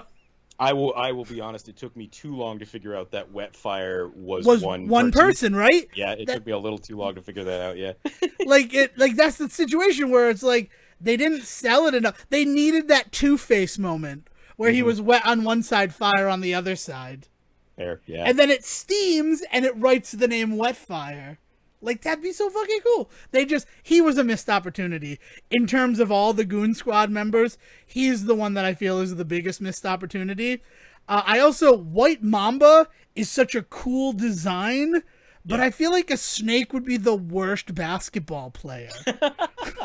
She did pretty good for herself. She jumps, and that's the thing, I don't know how a snake would jump, and she figured out a way to do it. And this is also, since we're talking about the Goon Squad here, I would like to talk about, just briefly, the Xbox Game Pass tie-in beat-em-up Space Jam, a new Legacy game. Nice. It is, Dale and I beat it twice on Saturday night. Our first playthrough took us 32 minutes. Our second took us 35 minutes on hard mode, and we dicked around trying to figure out how to pass to each other. What's the price on it? I don't know. I believe it's just $14.99. I think it's, you can buy the game or you can just get Game Pass and then the game is included. Yeah. I just went the Game Pass route because I figured there'll be other stuff that I want to play as well. Like after marketing system at work, baby. Yeah, it's how it works, right? Like, well, after finishing Hollow Knight, I kind of want to play the Ori games. Because everybody, they always come up in the same conversation. And I've already talked about Hollow Knight in another episode, I'm sure. But, that's what got me to do it. And then, it's a beat-em-up. So, sitting down with Dale and playing a beat-em-up is usually a pretty good time. And it's short. There's only 3 bosses. But the 2 bosses that stand out are the Brow, so the Birdman, and then White Mamba. Which are fantastic. And just seeing them in a sort of 16-bit design was very fun. Cool. But I just want to talk about it. That made me happy because we also talk about Looney Tunes and basketball. There's a Looney Tunes basketball game for Super Nintendo that came out in 94. Mm-hmm. And that always felt like something we're getting the people ready for Space Jam. Yeah, but NBA Jam was really big, and so goofy sports games were always really huge. I mean, the Tiny Toons had their entire Olympics style video game too for the Super Nintendo. Awful. Sorry, Tiny Toons. I cast a lot of aspersions on you, but Buster that game Bust is not good. Is an amazing video game. The Olympics game that they put out, the Sports Center one or whatever it was called. Not worth it. I also like the 2 Tiny Toons games on NES. It's just the Sport Olympics one, I think is what it's actually called. It's just not a good game. No. But yeah, so now the final debate. This one was, I reached out to people. How would you want us to cover Space Jam? Because personally, I didn't know how we were going to do a Space Jam episode, and we've touched on a lot of things. What's your number one like sideline cameo? This is another one that we haven't really given. Someone asked us for a top 10 cameo list. I can't think of 10. I'll be honest with you. Like, what do you mean by cameo? You like mean like people Sarah on the Silverman sidelines. up, No. like... I mean Warner Brothers property in the crowd at the Ultimate Game. I actually was super into calling out all of the Hanna-Barbera characters, and I really, really liked. There was a couple of moments where they showed the Flintstones and like lined up in the cars, a la sitting at like the drive-in and stuff like that. So I think all of that, like that weird Hanna-Barbera stuff, I was not expecting, the Herculoids and stuff like that in the background, you know. Frankenstein Jr. I mean, did you get that thing I sent you? Yeah, exactly. Yeah, man. Yeah, that was a nice surprise, completely unexpected, and seeing that Daphne cheering in the background was pretty cool at one moment too. Specifically Scoob Daphne too, which was kind of cool. Yeah. For me, it's the mask, but it's the mask because it was so unsettling that he was just there. Just a guy. And and also he had on like a referee jersey underneath his trademark yellow zoot suit. Like, I don't know what was happening with that character. That's why I want the Snyder cut of this movie. Yeah, there must be more about the mask. I told you, is this the time when we finally get to see all of them meet each other? But there was also this is not worth talking about or focusing on when you watch it if you can ignore it. But the cosplay level costuming on the like front and center Warner Brothers franchise characters was unnecessary. Why were they not better costumes on some of those characters? I don't know. What is going on? That's my favorite debate that I've been like dipping into online is like, they own these characters, why don't they look better? Yeah, and why don't they look better? What actually feels like might be the argument, because one that like really sticks out is Mr. Freeze from Batman and Robin. Yes. There's probably stuff with like likeness issues, considering the fact that it's Arnold Schwarzenegger. So they need to make sure that it's recognizable as Mr. Freeze, but not so recognizable that the Schwarzenegger lawyers could sue them. So I think that's why they went so heavy cosplay. Because you're not wrong. I mean, it looked like they just went to a convention and just hired anybody they saw. Right, and like, that very well could have been how they did it. I don't want to be like, hey, if I find out that's what they did, then that's an awesome story. But they didn't put any of that kind of literature out beforehand. So as far as I can tell, this was Warner Brothers saying, look at our Warner Brothers characters half-assed on screen, up close and personal behind Don Cheadle. Right, but I mean, one of those other things, we talk about Warner Brothers as this big money-making machine. Where that specifically starts is Batman 89 and the toy line for that movie that was not for kids doing fucking gangbusters in a way that they did not expect or anything like that. And then Michael Keaton being like, well, if you're going to be making all this extra money off of my likeness, you're going to put that into the contract for Batman Returns. I did really like speaking of Batman Returns, the Danny DeVito Penguin, I will say. And that was kind of the first one that kind of hit me, and I was like, oh, that's gonna be a fun game to play, right? Is to point all of these characters out as the game goes on. I also liked Adam West Batman in a sandwich with his Catwoman and Michelle Pfeiffer Catwoman. Yes. But the fact that I call it Michelle Pfeiffer Catwoman, like, I'm sure because of that, like, the lawyers knew that there was money to be made. I would not be surprised if all those like bargain basement versions of those iconic characters, fairly legal versions, let's call them what they are, the grossest term possible, is they're all like, you can recognize all of them, you could tell me who they were, but I don't think it would hold up in a court of law. Maybe that's why I liked the animated one so much, is because they all those likenesses, so they could really they can do whatever they want. I mean, the saddest thing about that is that Tim Daly didn't talk as Superman. I was so excited for that, and then it just didn't happen. Okay, so now the final debate point, right? And the point that some people said this should be what the whole episode should be, and then I'm like, well, this is the Stay Report. It has to be more than just that. Michael Jordan or LeBron James? Who's the best, Sejohn? Who's the better basketball player? Who's the better basketball player? I think Who's the better basketball player? Yeah. I mean, Michael Jordan in his prime. I mean, you can't argue with that in terms of like what that dude was doing on the court. I think that if you took Michael Jordan in his prime and put him up against LeBron James now, it would be a hell of a show. I think Jordan would still win. Who's better at Space Jam? Who's my preferred Space Jammer? LeBron James. I mean, I agree with that.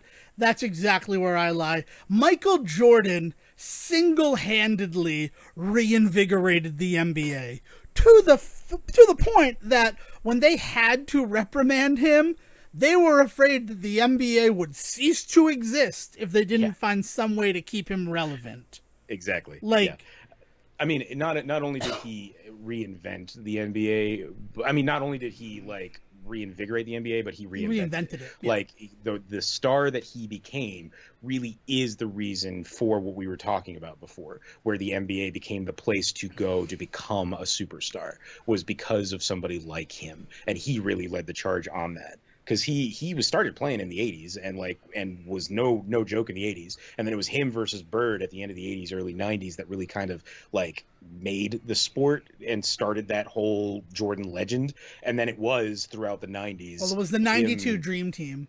Yeah. It was when the NBA sent their players to the Olympics and they just fucking dominated. Yeah. So there ain't no better basketball players than the ones that you can see in the NBA. Yeah. And who led the charge was Michael Jordan. Mm-hmm. Yeah, that's the thing. There was talk. I watch sports shows, around the horn and part of the interruption. And Frank Isola, and what I'm pretty sure is going to be his last ESPN appearance, because on a Disney-owned network he highlighted Space Jam: A New Legacy, and that just feels like a no move, right? Yeah. That's why I'm glad that we don't have sponsors, because I can talk about whatever the fuck I want. Sorry, Burger King, I'm not going to take it, because occasionally I'm going to need to eat McDonald's if I'm talking about Space Jam. It just happens.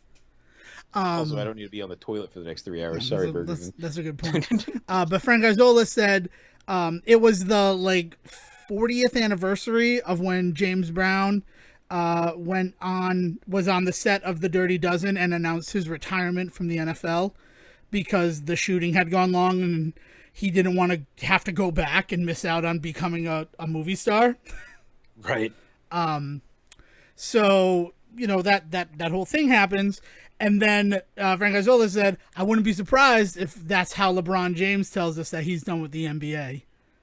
Mm-hmm. And then it's like, I wouldn't be surprised either, because you're not wrong. Michael Jordan, iconic NBA person, still, you think of the NBA, it's kind of hard not to think of him in some way, shape, or form.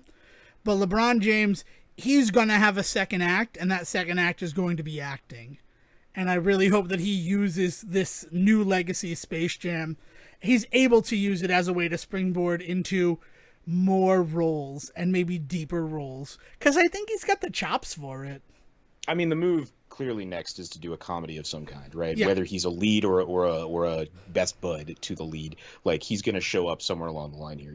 If it was 20 years ago, I'd say it would be an Adam Sandler movie where he would show up as one of the guys in the ensemble, right? But that's going to be the next move. Is I bet you see him in some. That'll be the next successful move anyway. Is you'll see him in some really great comedy, and then after that, he'll have his pick of the litter. Whether he does some dramatic role, whether he ends up in some action movie or something like that.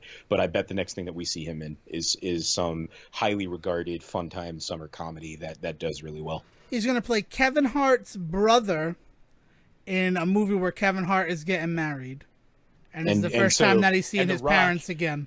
And The Rock will be will have to be in there as the kind of we're fighting but we end up being best friends, and the movie really will be just a vehicle for The Rock and for Kevin Hart, but LeBron James will be predominant there for most of that movie and get scenes with both of them. Yeah, he'll be Kevin Hart's brother, and he was bullied by The Rock in high school before he had his growth spurt. I don't know why you hang out with that guy. He's such a jerk. Yeah. He's my best friend, man. I'm sorry. He's got to be there. Yeah. Listen, congratulations, Warner Brothers. Al G, I know you're listening. You're listening as we record it. That's the thing. All the technology that they joked about having in this movie, Warner Brothers has that fucking technology. Wake up, sheeple. They're telling us about it in a movie so that we think that's so absurd and it doesn't exist, but it does exist. And I meant to do this in my old man Hollywood voice, but I forgot. So I went Alex Jones on it. Yeah, you want to know why Sejohn loved this movie so much? Is it basically reaffirmed a bunch of his feelings about the machines? I'm just saying. Don't worry about it, Sejohn. Old man Hollywood here to tell you. We don't have any of that technology. I can't tell when you're coughing or talking, old man Hollywood. I gotta be honest. That's what you do. You keep them guessing. All right. So I think that's everything. If you would like to share your experience, your first time experience with the first Space Jam, so in 1996, Sejohn would love to hear it, and he's online at Siege versus the World.